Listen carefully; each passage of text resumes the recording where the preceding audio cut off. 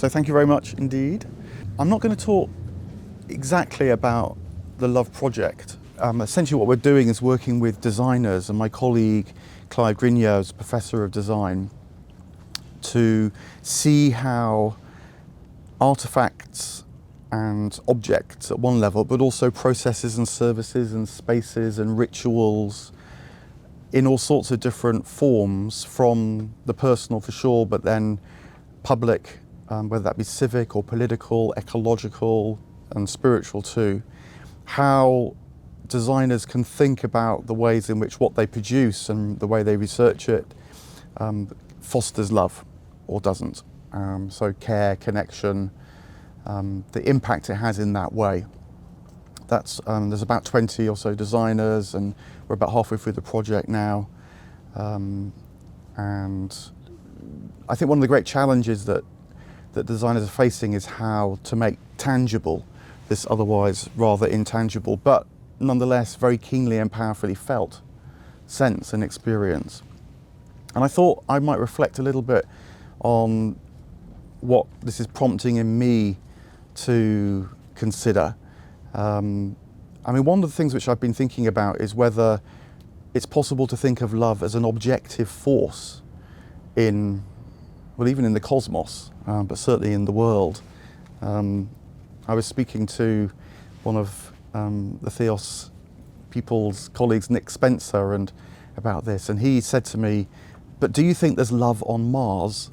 Which I quite liked for the obvious pun. Is there life on Mars? But and there is one school which would say, by kind of analogy, yes, that love takes lots of different forms up and down hierarchies of being, and that certainly Newton actually thought that gravity was a kind of love because it is universal, it holds all things together, it's an attractive force. And he was very inspired by his reading of Ficino, the Neoplatonist, and the idea of demons, and particularly the demon Eros that fills the cosmos and brings things together and causes trouble too, actually. But and then you might think about living creatures and lower organisms who, again, would cooperate or are drawn towards, but you wouldn't necessarily think that you call that love, but you can sort of see a kind of connection. And there are biologists who feel that full-scale love, if you like, such as we know, which has a moral element, might be self-consciously sacrificial. That has, again, analogues in other creatures, and then there's debate about what those analogues might be. So empathy is the obvious example. Do chimpanzees, for example, experience empathy? And I think most people would say yes, but I'm kind of interested in the people that say no. And part of the reason for my interest there is that there's a general assumption in this evolutionary kind of thinking that things emerge from the bottom up. And so there must be precursors that lead to the full blossoming. But there are a cluster of individuals, including actually Charles Darwin, who felt no, there reaches a kind of tipping point where something must be drawn down rather than just bubbling up through various kinds of transformational emergence. And Charles Darwin, for example, thought that love of enemies or returning evil with good, that would take something else. He couldn't see how that might be precipitated from the natural world, and he talks about the need to have a god for that. And so that interests me, this idea that there might be top-down processes, and part of it is the intriguing question and debates about evolution, but part of it also is, I feel that nudging discussion about love towards something more like an objective force, or certainly power, perhaps not a power of agency, a power, you know, we tend to think of power these days as sort of push and pull, but there's other forms of power, the power of allure, for example. So beauty has a power, but it requires our response as much as its presence. And that we human beings are particularly alert, or can become alert to that kind of power, as well as the power of survival, the power over others, and so on. And interestingly, the phrase which you began with there, Claire, Cornel West's remark about justice being how love looks in public, I'm actually a bit wary of that, because I feel like if love becomes a moral force, then something gets lost. I'm partly influenced by my reading of Aristotle here, who thought that friendship is what a society really needs to function, but routinely and regularly friendship fails, and then you resort to justice to try and return you to some sort of possibility of friendship. And so aligning those two things too closely, I feel like something gets lost. Another area that I think this might make a difference is when we think about love in relation to intelligence. It's a big theme around AI that we're engaging because many of our designers are interested in AI and how that might be utilised. And I'm trying to help people think about how intelligence isn't just about, say, pattern recognition or statistical calculation, those forms of intelligence that we're becoming more and more used to through AIs, but that love is part of our intelligence because, for example, we care about things. I think that's why we have notions of truth, because we care whether something is truthful or not. And even if we disagree about what is truthful, people will certainly still argue about truthfulness. And then I think our suffering too is part of our intelligence. And you might say that love causes us to suffer because it's the yearning for something more than ourselves, and that often achieving or reaching out to that more requires us to change, and not just to expand our current knowledge, but actually to break down in some way in order that something new might break through. And that typically is difficult, if not full-on traumatic. But that suffering enables us to not just expand or increase our knowledge, but develop a kind of wisdom, which has a different kind of quality. And wisdom and love, I think, are very carefully linked, therefore. So we're thinking about, I've been thinking particularly about how love can become thought of in a much more objective sense, maybe in these ways. It has, a claim on us, whether we like it or not. Iris Murdoch, who I'm also very influenced by because of her interest in Plato, she talked about love being a kind of magnetic force, and we're a bit like iron filings in a magnetic field, and whether we like it or not, we get pulled in certain directions, and those directions are often over horizons of our awareness, because love and perfection are very intimately linked as well. So that in mystical traditions as well, love's sometimes talked about in this way. In Sufism, for example, the lover, who is the follower of the Sufi way, gets pulled towards the beloved, God, but often in bewildering, disturbing, even quite forceful ways. And I don't know, I quite like that sort of strengthening of the notion of love, even though it immediately brings in notions like suffering, and how therefore we can hold and create spaces, design them, that enable that more substantial, to my mind, engagement with love. And I think it matters now because one of the things that's happened, I think, in our culture is that with the sort of disappearance of God,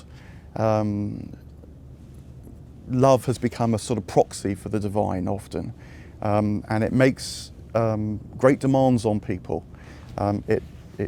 Before about maybe 150 years ago, the idea that a human being would offer someone unconditional love would have been thought either crazy or idolatrous, actually. Whereas now it's very routine for people to say, oh no, I want unconditional love and I can give unconditional love. And I do wonder whether that is part of a deep reason for quite a lot of disturbance in our culture. We're asking in a way too much of ourselves because we've collapsed the world almost onto ourselves. And also I feel like the way that love gets sentimentalized too, I'm a psychotherapist, and that kind of slightly giddy energy that often comes with sentimentalization, we would think of in a slightly harsh way, but as a manic defense. We're actually engaging with something that's bigger than us, but we somehow feel we've got to be commensurate with it, if not in control of it. And that creates this slightly elevated, giddy sort of feel, the sentimentalization of love. We're speaking in the week of Valentine's Day, and maybe that you felt something of that this week. So maybe I'll draw to a close there, just sort of offer a few thoughts, to help spark conversation this afternoon. But broadly speaking, this working with designers who are struggling with the question of how the intangible can be made manifest in an object that either catalyzes or symbolizes or fosters processes and rituals as well that foster this side of life. And it's led me to think quite a lot about the notion that love might be an objective force, and although for reasons that will be evident, that has slightly or very substantially disappeared from the way we think about love. It's become almost wholly either a feeling or a moral imperative that we hold within ourselves, a sort of biological contric, an epiphenomenon. These kind of words would be used of it now. I think that this bigger project, if you like, in my mind has opened up from working with these very tangible contexts with these designers, about thinking about love in a much more objective way. Thank you. Thank you so much. Woo.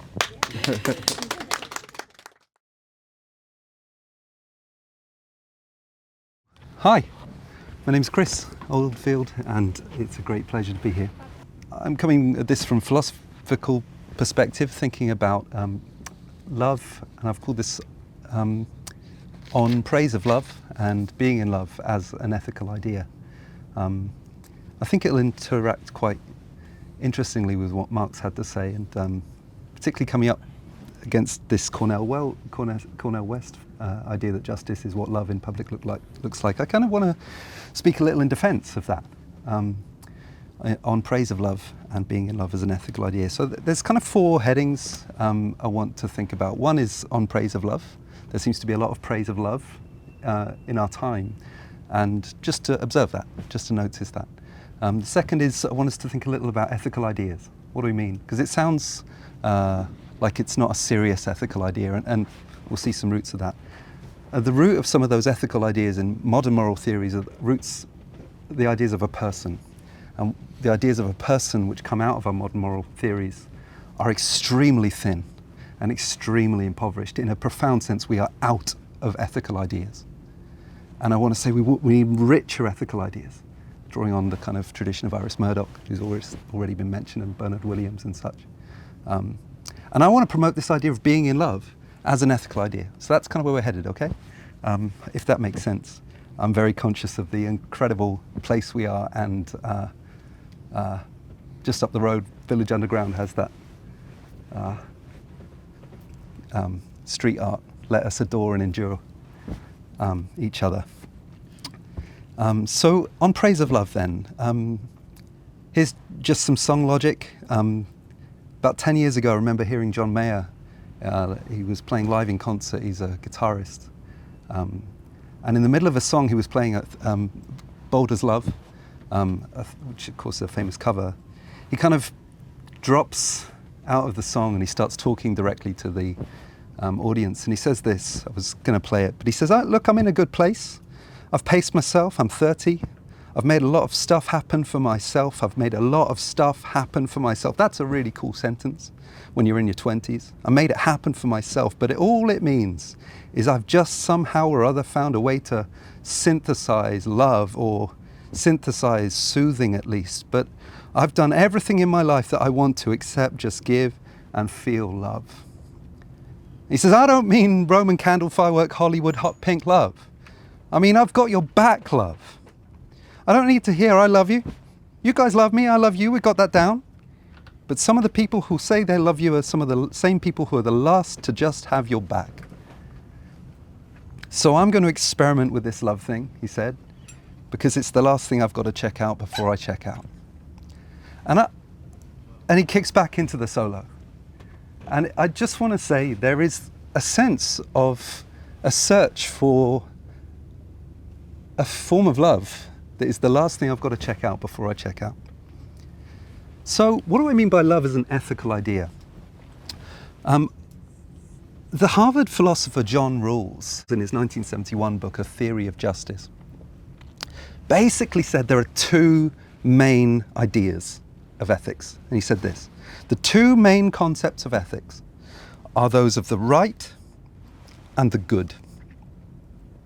The concept of a morally worthy person is, I believe, derived from them. The structure of an ethical theory, then, is largely determined by how it defines and connects those two basic notions. Okay, so the two basic ideas of ethics, the right and the good.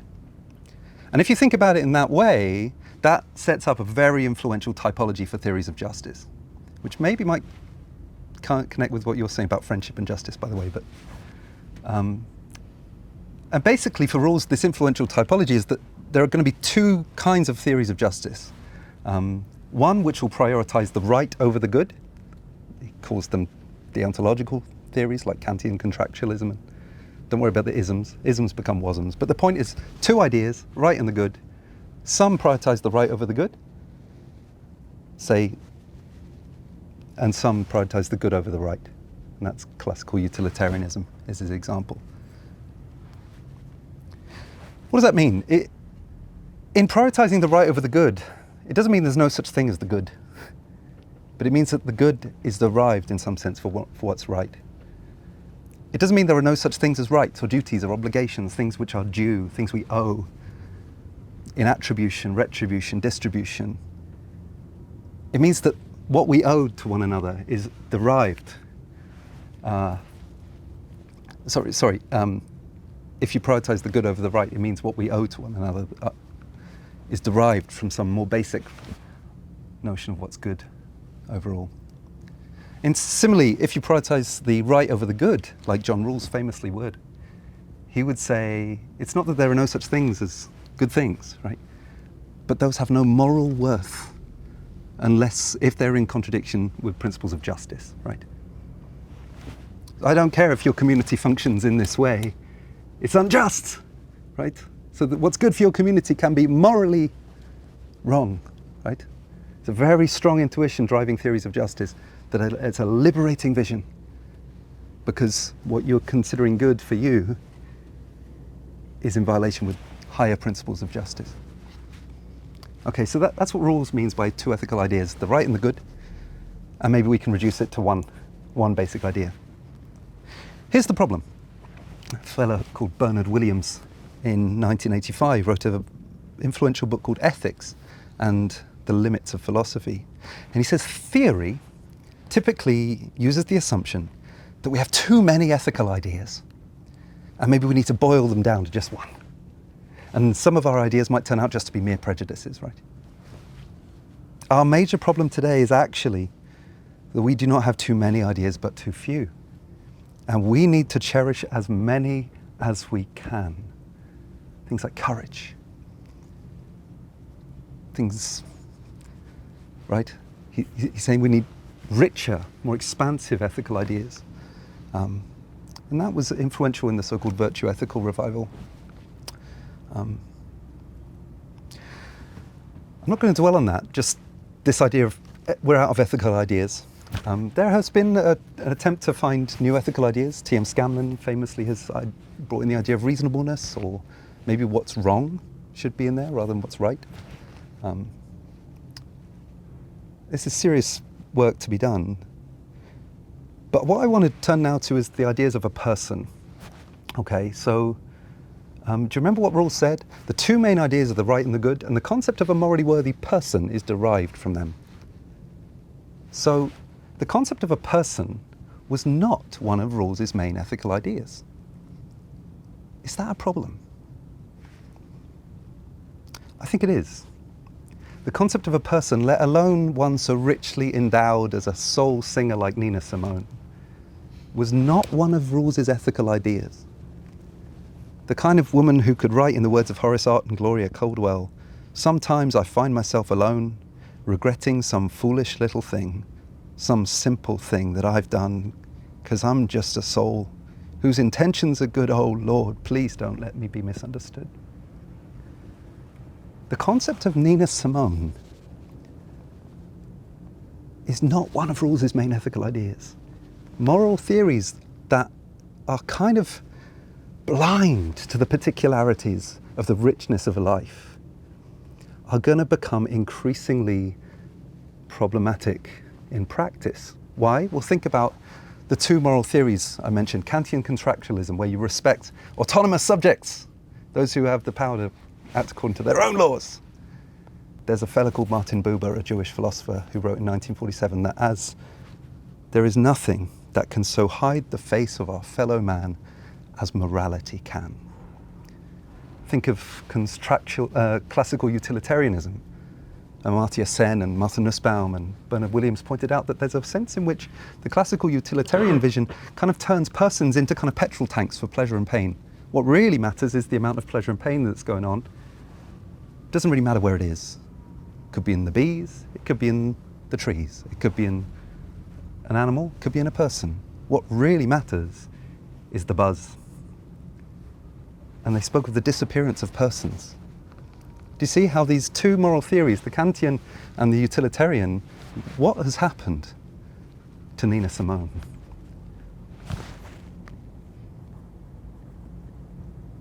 So then, forgive me, I've lost track of time. 10 minutes, okay. You doing okay? So here's the thought. There's praise of love. A desire for I've got your back love. What do I mean by taking that seriously as an ethical idea? Well, I'm suggesting modern moral theories have a problem because they focused on just two ideas and tried to reduce it to just one. And both of our biggest moral theories that have dominated moral discourse for 200 years, 300 years, are lacking in their applicability to real, actual people in real, actual lives. In fact, they kind of blind us to each other. So what can we make of love as an ethical idea?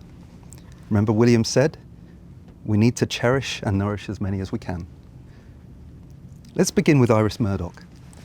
In her essay, The Sublime and the Good, not the right and the good, the sublime and the good, she talks about art, the art of love, if you like. Art and morals, she said, are basically part of the same project. The essence of both of them is love. Love, she says, is a form of perception. It is the perception of individuals. Now, I'm going to question that. Love is the extremely difficult realization that someone else is real. Something other than oneself is real. Love, and so art, and so morals, is the discovery of reality. Do you see what she's saying? Love is a kind of quest for a certain kind of perception. And what stuns us into a sublime realization of our supersensible destiny is not, as the ironically named Immanuel Kant imagined, the formlessness of nature, but rather its unutterable particularity. Yes, Iris Murdoch is right, that love is the extremely difficult realization that something else is real. But I want to say more than that, and for this, surprisingly, I want to turn to the French philosopher Alain Badiou, who wrote a wonderful little book in 2009. It was an interview, actually, called In Praise of Love. And for Badiou, love is not merely an art. It's not merely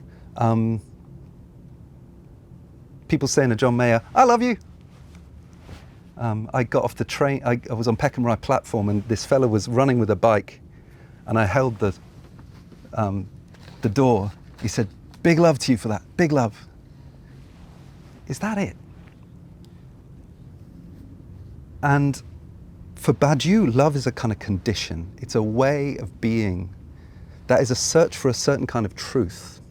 It's a condition of philosophy along with art and science and politics, he says. And love is a search for a kind of truth. And the truth that is disclosed by love is what the world looks like when viewed from a perspective of two, not simply one. And so he says, there's a truth of love, and the truth of love that must be spoken, he says. There's a stage in love when love is declared, and the declaration of love is inscribed in the structure of the event itself. What that means is that selfishness is not any other rival, is love's enemy. The one I must defeat is not the other, it's actually myself, the myself that prefers to impose its world against the world of us.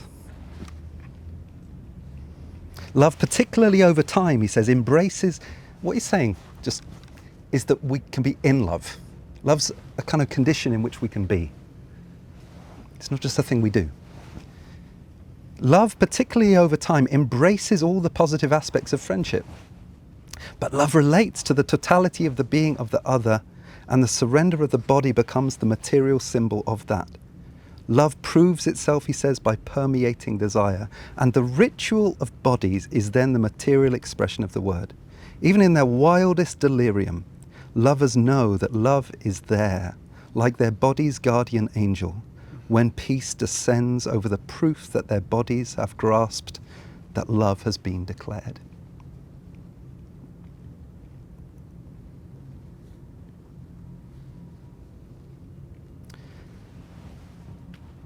It's a rich thought that there's a truth that love reveals, and that truth can be obscured by the ego that refuses to be in anyone else's world. To turn theological for a minute, Rowan Williams reflects on what he calls the secret that the writer to the Ephesians, that's a place in modern Turkey, when he gets hold of this, he says, let's call him Paul. When that writer takes this on, he calls it Ephesian Rhapsody.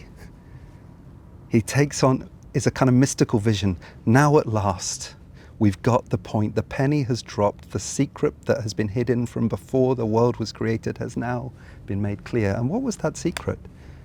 The secret is that God is already in love with his creation. And that's the secret.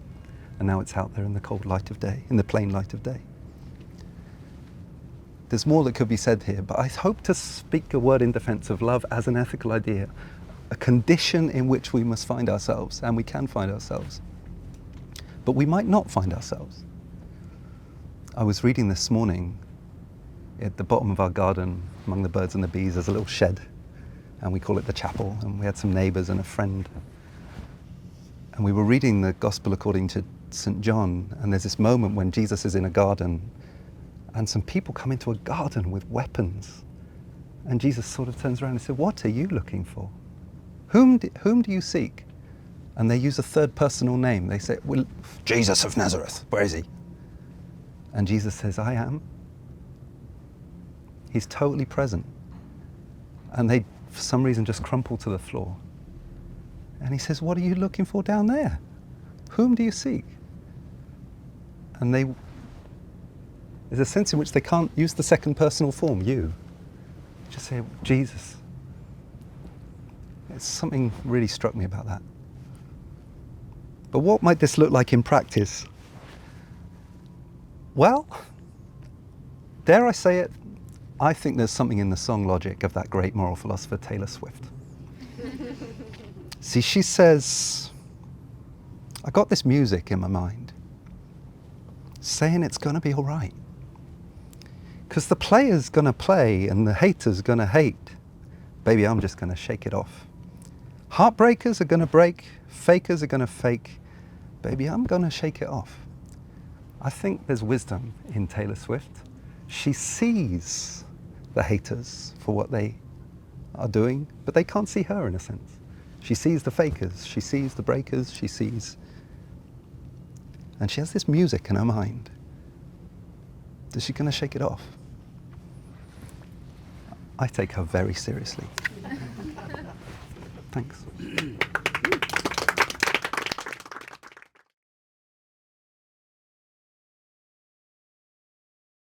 So I was going to just dive in, but I've had a last minute idea, and I wondered if everybody in the room can try try and remember their earliest memories of wonder, or something quite non-verbal actually, maybe when you were 2, 3, 4 years old, where you're just coming in contact with the vivid, visceral experience of the world, the elements, back when everything is a complete discovery and you don't have this self-developed with defined barriers yet.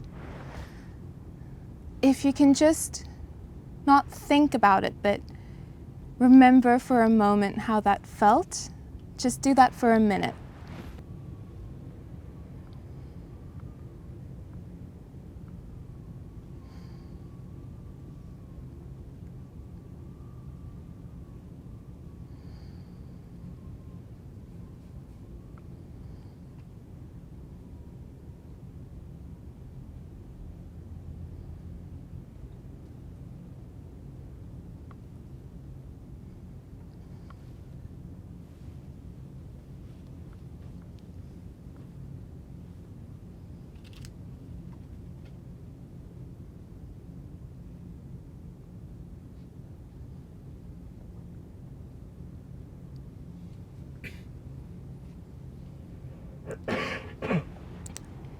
Okay, now try and just let that breathe.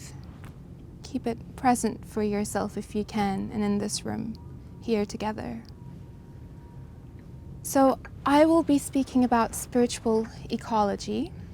So spiritual ecology is a modern term, sometimes also known as deep ecology, which was coined to point to something so ancient, so essential, and so ordinary that perhaps our ancestors didn't even have a term for it like we do, or at least are trying to now. It is the awareness that ours and Earth's nature is sacred and wed together in sacred interrelationships. It's not merely a cerebral naming or knowing, but an awareness in your bones. At its core, this is what spiritual ecology is, or at least the proverbial finger pointing to the moon. However, as you all know, our current civilization is cut off from this awareness that is quite evident in the world around us. And this is where spiritual ecology comes in as a movement in academia and activism. This field is not based on any single religion or spiritual path. Rather, it draws on the teachings of spiritual, religious, and indigenous traditions spanning human history, eons, and continents. And today, it integrates all of those teachings with the new scientific paradigm.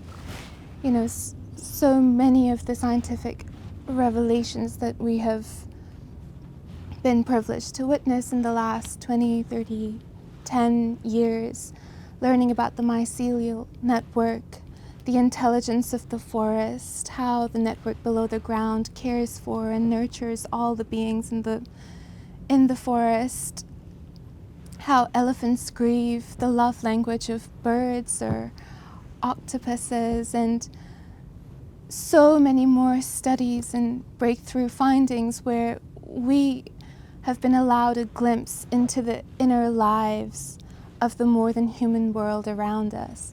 Perhaps glimpses that we didn't need to break through so many barriers in the past like we do need to today to get to them. But you know, our ancestors, the ones who did those incredible paintings in the cave in France, for example, they lived with that awareness. So you see these comparatively recent revelations in science and plant intelligence and whatnot, and the tremendous, incredible wisdom traditions that span millennia. They're all braided together into a framework and a vehicle that we call spiritual ecology. And this vehicle is there to help convene spaces where that awareness, that vital awareness that I was speaking about earlier, can be remembered, reawakened, and reclaimed. There is a large opus of books, ranging from Joanna Macy's World as Lover, World as Self. Apologies. You would both love that book, by the way. I highly recommend it if you haven't read it already. Sayyidah Hassan Nasr's Religions and the Order of Nature, many of Thomas Berry's books, Satish Kumar's Earth Pilgrim, Robin Wall Kimmerer's Breeding Sweetgrass. I could go on, but there is a tremendous scholarly body with these embers of that awareness, trying to turn it into a fire that we can learn to place at the center of our lives again, and let it fuel and light all that we do, which is, in alignment with ours and Earth's essential nature. So the central values of this worldview, I don't really like the word worldview anymore. Yeah, but I want to rephrase that. The central values that quite organically and naturally spring from this way of being, which really does go beyond the boundaries of your own skin. Going back to the very beginning when I asked you to remember those earliest memories of meeting the world. Maybe you all noticed that it was nonverbal and it was just seamless. It's like the world just breathes through you. It's like those earliest memories. It's like, of course, you're corporeal, and that's incredible, and you have your senses, and your senses need that physicality to function and perceive. But then when you really perceive, it's like the corporeality disappears and the world is breathing through you, So when you are there, the values that spring from that are interconnectedness, reverence, service, compassion, and stewardship. That's a much nicer way than saying the values that come from this world you are, I prefer that. So yes, it's an emerging field of study and practices that help with all of that. And it is simultaneously something, or at least tapping into something very ancient and very primordial. And here at St. Ethelburga's, we synthesize this with our peacemaking work. Peacemaking is entirely inherently present in spiritual ecology. It's more a matter of unfurling it. Hence the word emerging field. It's emerging. We're not adding anything to it. And why Bridging Divides, Loving Earth? For the same reasons, because they're both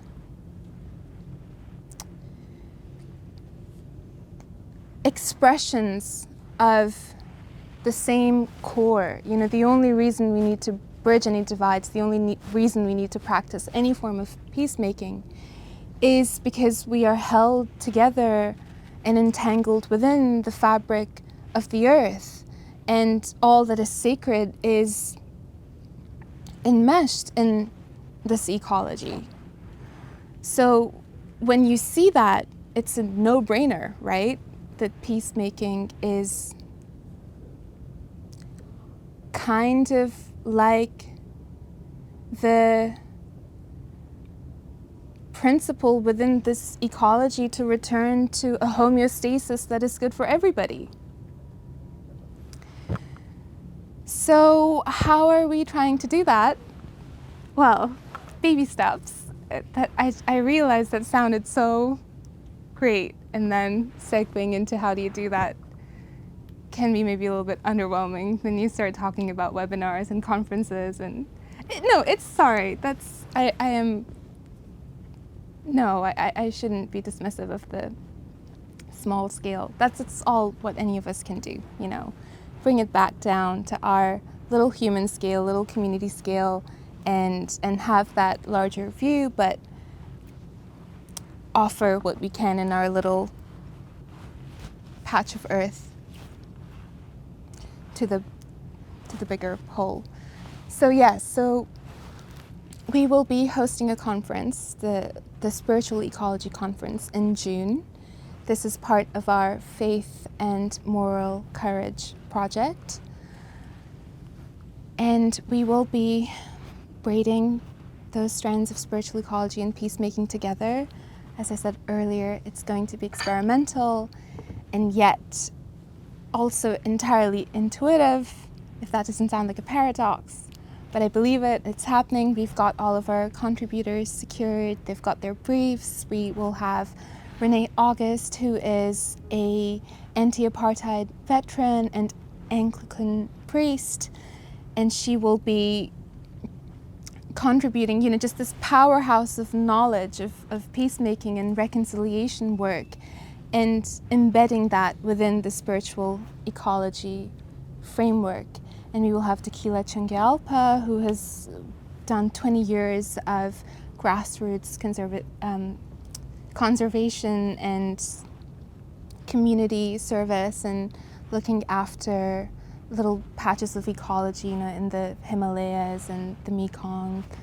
And Emmanuel Wan Lee, who's the founder of Spiritual Ecology Magazine, Emergence Magazine, is a wonderful storyteller and Sufi teacher. And so all of these worlds will come together. And again, the paradox is that they're not all of these worlds coming together. It's like in this coming together of all of these worlds, there is the revelation of them all coming from the same core. I really digress from my notes. That's okay. Yes, another project of ours where spiritual ecology comes alive is Lifelines. Lifelines is a wonderful project that spans the country. So it brings together faith groups with farmers across the UK, helping to plant hedgerows and network of wildlife corridors, connecting, you know, people with a sense of the land that they are in service to and come into a reciprocal relationship with the more than human beings around them.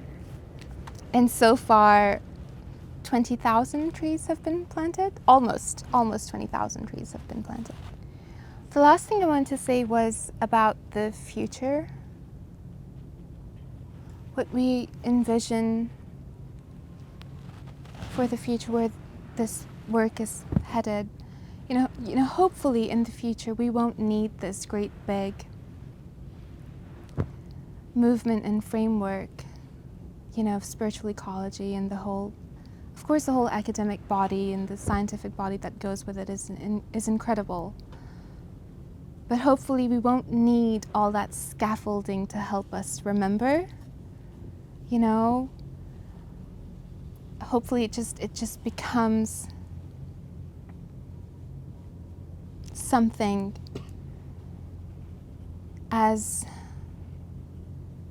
effortlessly natural and present as our breath, or as those very first encounters that you all had when you first woke up and saw the world.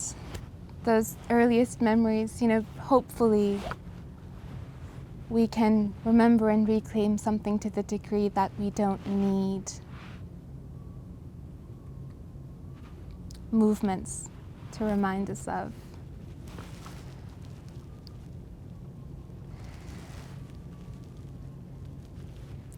And it's all really talking about love without talking about love. Sometimes I feel like love is the most potent intoxicant in reality that is the source of any worthwhile sobriety. Just end there.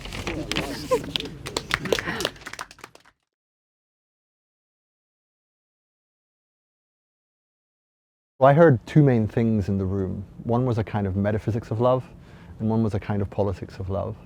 And I suppose I'm interested in their relationship. Perspectiva, our tagline is systems, souls, and society.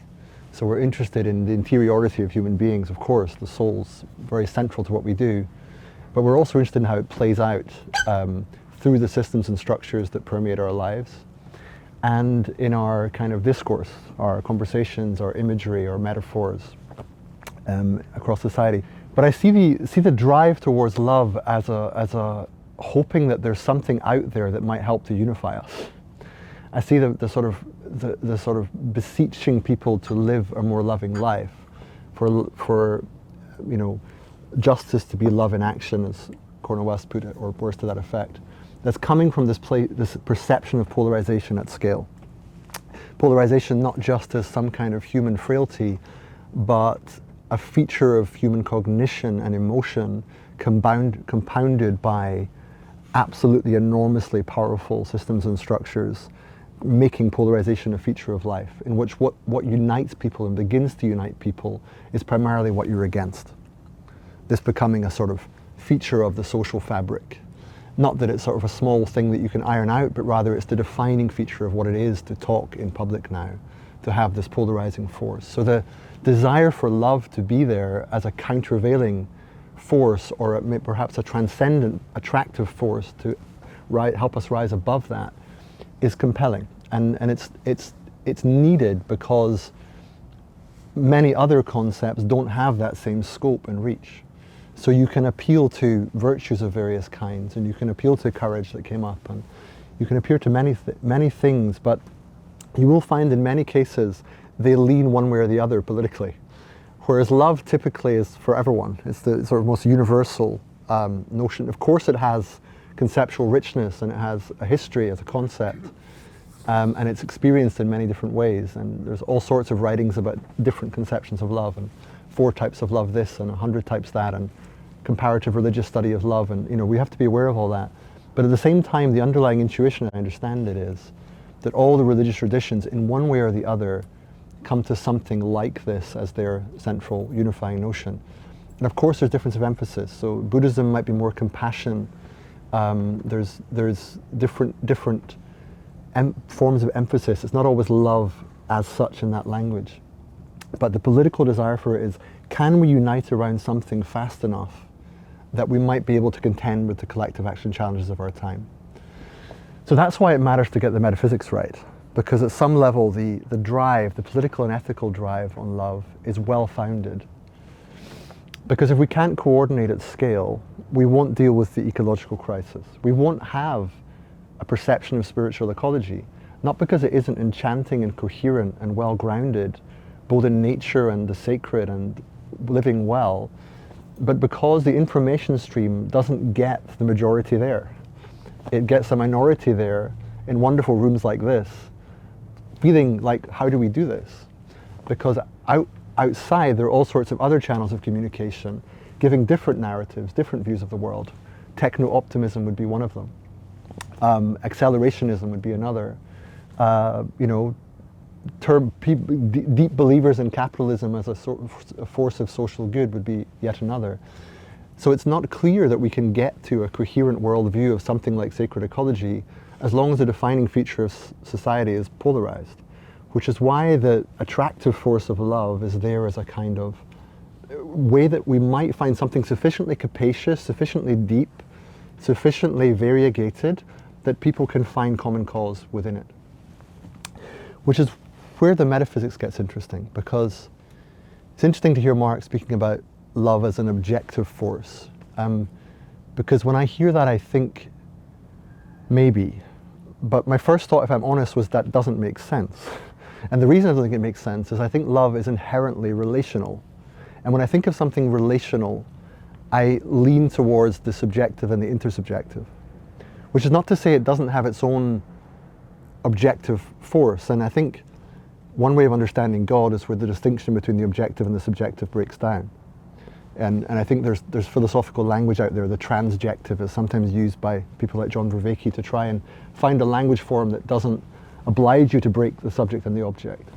And of course there's all the non-dual stuff about subject and object not being somehow fundamentally real. But I think love as an objective force, I know exactly what you're trying to say and I agree with that. I just think in terms of the language, it doesn't compute for me, it doesn't parse for me. But the notion that it's not just a feeling or a sentiment, but a real force in the world, and in the cosmos, not just the world, like perennial, from the beginning of time, reality, on Mars and Jupiter for that matter. Yes, I believe love is of that kind of nature. It has that kind of reality. And yet I'm not inclined to call it objective, but that might be a footnote, more of a terminology issue. What I am inclined to say is that love sits alongside many other foundational notions. Like within the work of Ian McGilchrist, he speaks about valueception, of perceiving value directly in the world, not of having a sort of assortment of values of which love is one, but rather that the values are ahead of us, things that draw us towards them. They're not things that we concoct to give us a kind of emotional jetpack into the world. They're things calling us from within the world because they're already real. And that's of course a particular view in aesthetics and ethics that someone like Chris would be able to give chapter and verse on. So I think the notion of values as being in some sense of the fabric of reality, and in that sense objective, and some of those values of which love would be maybe preeminent, having this subjective and intersubjective quality, is really, really important. And I think, coming back to Iris Murdoch's quotation that Chris uses, love is the extremely difficult realization that something other than oneself is real. And I've loved that quotation for years. Because of course the ego is very powerful, and it is quite hard to realize that something other than oneself is real. My colleague Ivo speaks about the solipsistic society, the so-so society. If you look at solipsistic society and abbreviate it, you get the so-so. And he's written an essay about that for Perspectiva, which effectively says that we're trapped in our own societal narrative. That just as the self is stuck in its self-story, and I don't see Chris qua Chris from the inside of Chris, I see Chris as someone I know, as a sort of, a friend of mine for me to sort of bring into Jonathan's story. Love is trying to get beyond that, to see people from where they are, that isn't just defined by my experience of them or my investment in their being a certain way. So love is the extremely difficult realization that someone else is real, and it is an extremely difficult realization. I think that's the point I'm trying to make. It's that to get from the metaphysics of love to the politics of love, we need to speak about why it's extremely difficult. And that's something to do with the power of the self and the way that the societal story reinforces a particular kind of self. All of which means if you want to get to love, you may not be able to get there directly. It may not be enough to simply be in wonder and awe at the beauty of creation. There may be something about looking very cleverly and discerningly at the social imaginary that defines our perception of what it is to be human, and asking ourselves what forms of creative intervention and sort of practice and experimentation might begin to shift the hold of that social imaginary, so that actually something more ontologically primary like love has a chance to speak to us and inform our action. Because arguably at the moment, the issue is not that we can't change, is that we're absolutely enmeshed in immunity to change, forces of immunity to change that prevent us living the more beautiful life informed by spiritual ecology, a richer idea of the person, and a metaphysics of love. And it's very hard to get there. And our challenge is to make sense of that. Why exactly is it so difficult to realize that something other than oneself is real? And love is the answer to that. And I think that's why it's a great inquiry, and why it's so good to have colleagues and friends looking at it as well. Thank you.